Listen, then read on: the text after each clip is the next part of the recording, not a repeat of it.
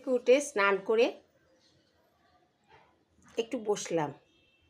এবার তো নিজের কাজ করতে হবে। এই যে আমার দোস্ত বসে আছে, শুয়ে আছে এখানটা। ওকে এখন বিরক্ত করব না। সকালবেলা অনেক কষ্ট করে 3টে বিস্কুট খাইয়েছি। এখন যাব, গিয়ে রান্নাঘরে যাব। পুজো তো এখন করছি না, একটু অসুবিধা আছে। ঠাকুরমশাই এসে পুজো করে দিয়ে গেছেন। এবারে যাই, গিয়ে রান্নাঘরে যাই, গিয়ে চাটা খাই, খেয়ে তারপরে কি রান্না করব দেখি। ভালো লাগছে না, আজকে অনেক কিছু লিখবো ঠিক করছি। এই যে লেখার ব্যাপারটা হচ্ছে, আমার এই যে ভিডিওর যে বানানো, তার লেখাগুলো তো আমাকে করতে হবে। সেই লেখাগুলো আমি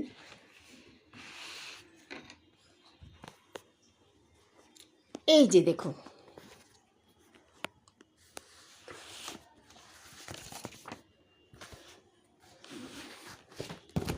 এই diary,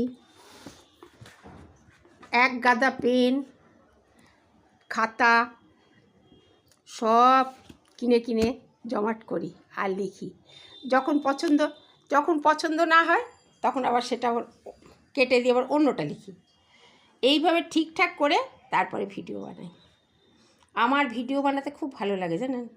blogs video, short video, motivation channel, আমার মোটিভেশন চ্যানেলও আছে।